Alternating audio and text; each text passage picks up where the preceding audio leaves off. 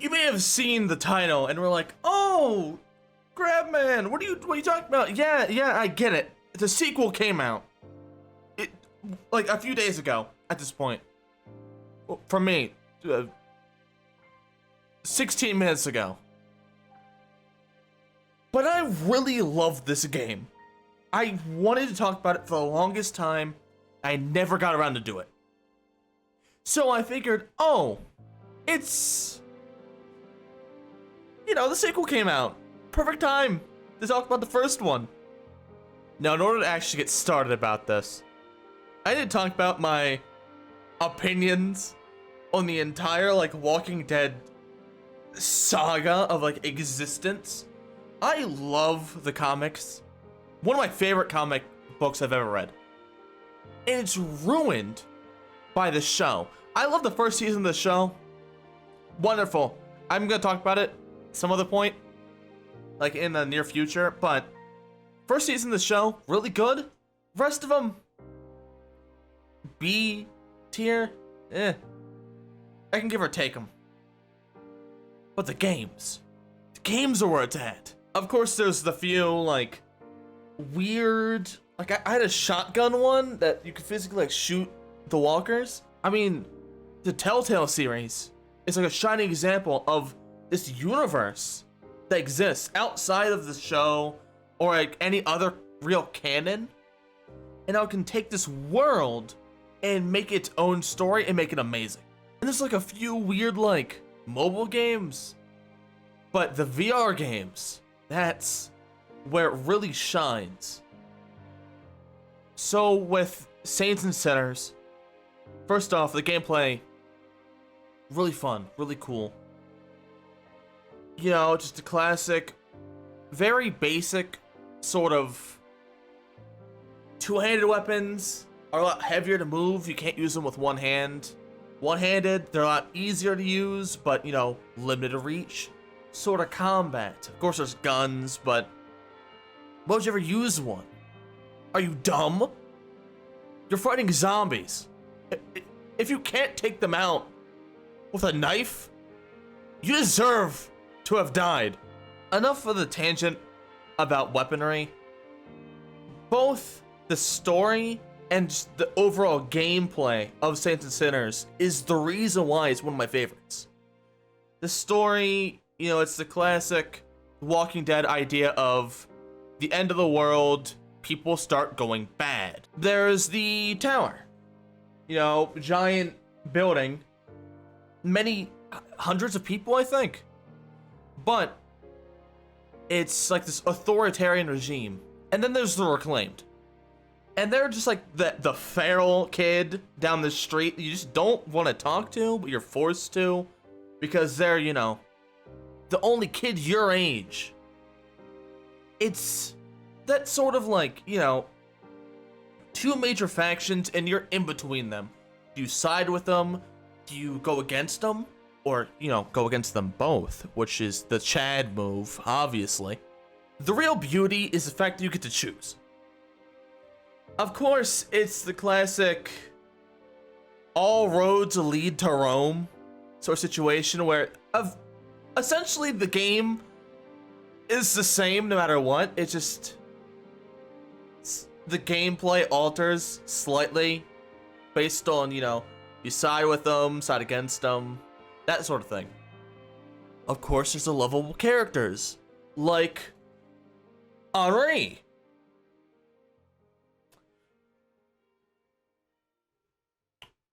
Or Henry. I called him Henry, but I guess his name is Henri. Oh, I don't care. Then there's May. She's also... Okay, how about the guy in the bunker? Casey. Okay, maybe there's not lovable characters. I think it's time to talk about the story. You are the tourist. Dumb name, but you meet Henri, and he tells you about the reserve, which is this mythical sort of bunker that a whole bunch of disaster supplies for the flood that happened previously before the dead started walking, which is New Orleans got hit with 2 disasters. at like once. Shocking. But the reserve is a real place. It's just very difficult to get to due to the fact like you don't know where it is. And everyone's looking for it. Both the tower and the reclaimed. And you know, once Henri becomes a pinata, you just kind of take his spot and try to track it down. Then you meet May and then Casey. And doing those quests eventually leads you to the reserve.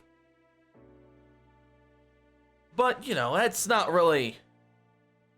The story is good, but it's not really what you are playing a VR game for. The gameplay is where it's at. I have elected to not talk about the zombies, the basic, you know, Romero type, slow moving, just wandering around. But they're a good backdrop for the gameplay of like you're looting post-apocalyptic New Orleans, going to houses, grabbing wood and like scraps, so you can bring them back to your base, deposit them in the resource bin, and then upgrade your tool stations. And with that, you can make like food, better tools, better weapons, guns eventually. And then you can start actually progressing further, fighting off the human enemies. Either the tower or the reclaimed, or both.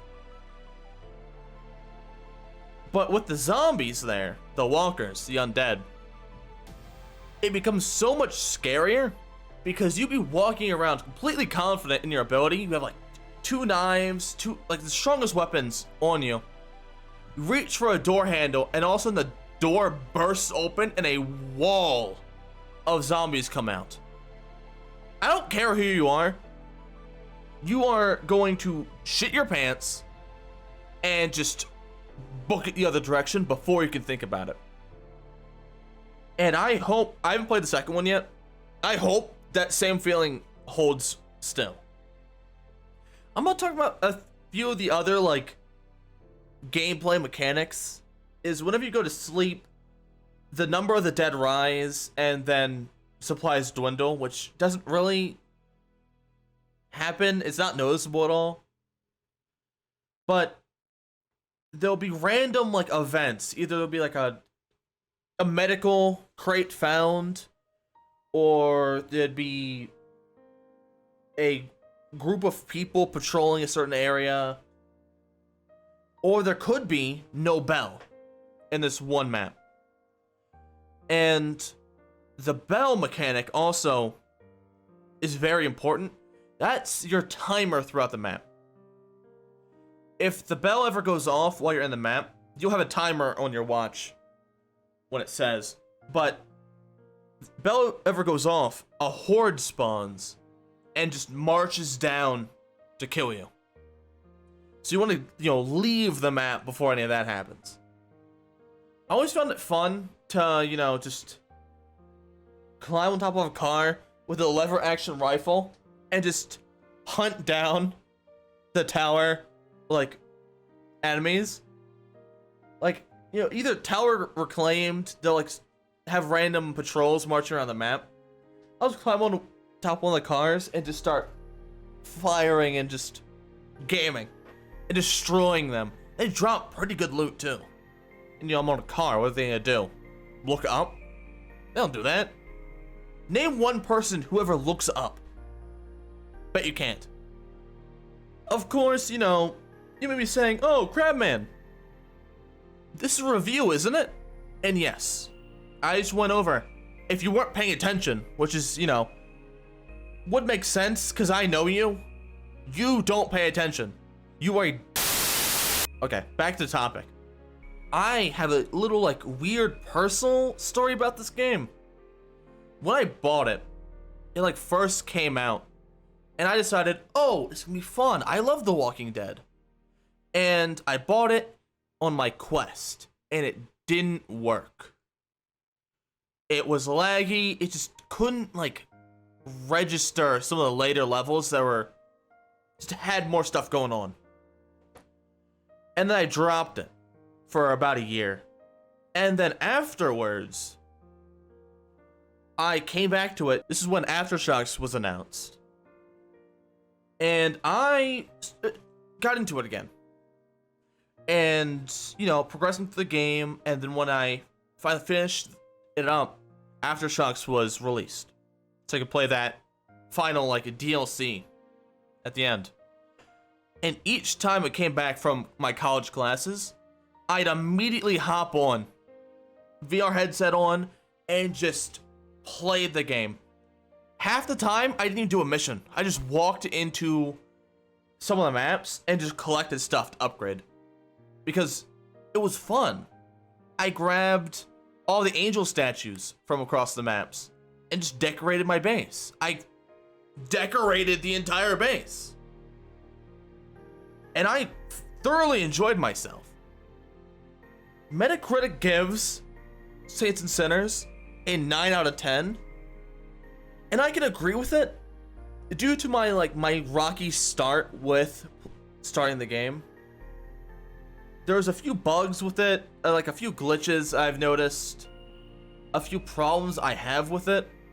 But overall, I think a 9 out of 10 is like a perfect score for Saints and Sinners.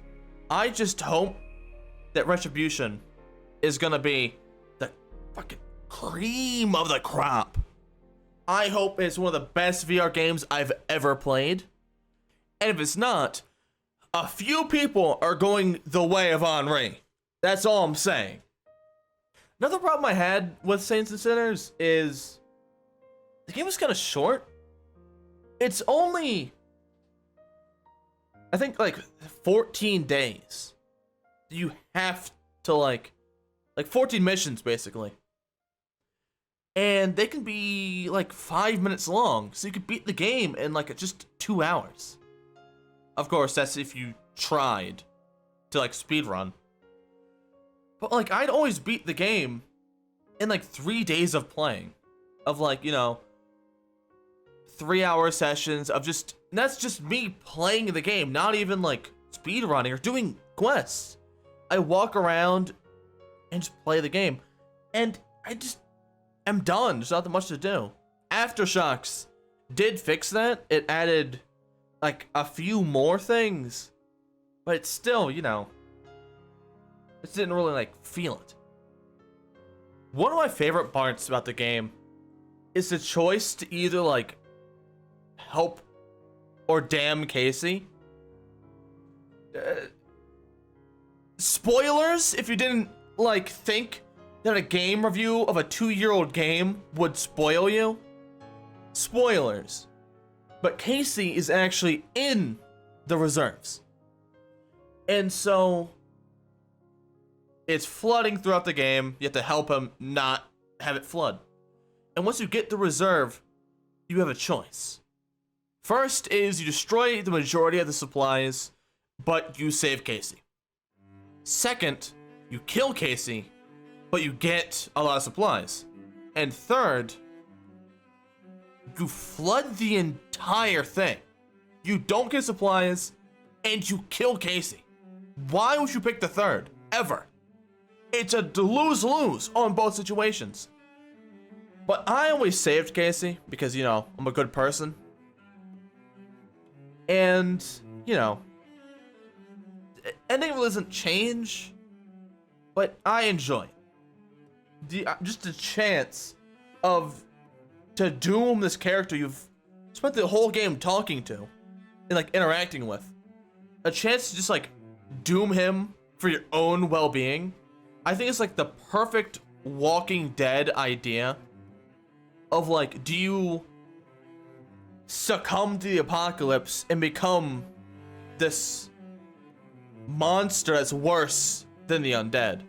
Or do you hold on to your humanity and risk dying yourself? I just really like this game. I've always been wanting to like replay it for like a 5th time. Just go through it again, just collecting stuff, start from absolute zero, build up the base again. And I hope to whatever being is up there. That Saints and Sinners Retribution is the same. I always describe Retribution as to get them hyped up as a sort of like you're being chased by Jason. The Friday the 13th guy. And he just walks at you because you're being chased by the Axeman throughout the game, from what I've understood. And you just kind of have to book it through the game, or through these maps, fighting off both the undead and hiding from the Axeman. I hope that it's gonna be like on edge, scary, and he's gonna be like a opposing threat, but it's not gonna be the sort of like he walks at you and then you run away, and then a minute later you can see him walk towards you again. I hope that if you run away, mechanically he despawns and then spawns somewhere else. So like he's there at the start of the map, you book it across the way, and he despawns because he's far enough away, or out of your line of sight or something. And then you're looting a house, and he's in one of the rooms. You open the door and he's just there. I hope to God that happens. I hope he's like 7 foot tall, just a beast of a person.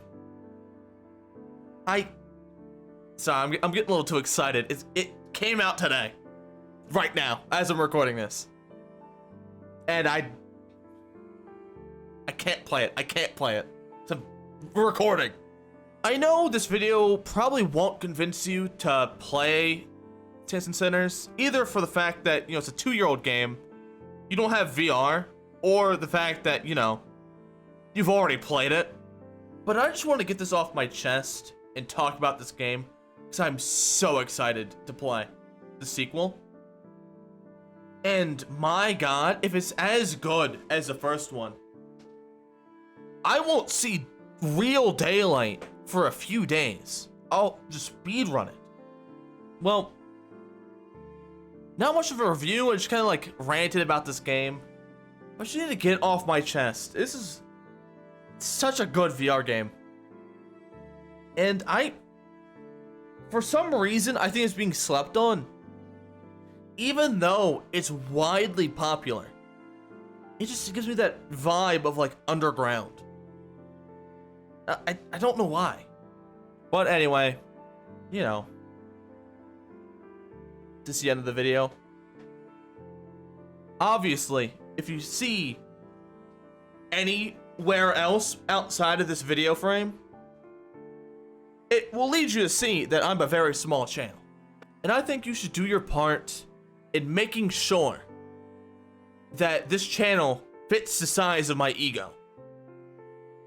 That's all I can ask. So please, if you enjoyed this video, and if you are, you know, interested in some of my other takes on other games, or just ideas in general, hit that like button, subscribe. I certainly won't be opposed to it. In case you couldn't get enough of me, I have a video I've made especially for you, right here. And honestly, you should watch that one next. But maybe you don't have time, so you should probably click that, and then you go to my channel, and just hit that subscribe button. And you can just, you know, watch all the rest while you're there too. Anyway, I hope you enjoyed this review, and I guess I'll see you next time. Goodbye.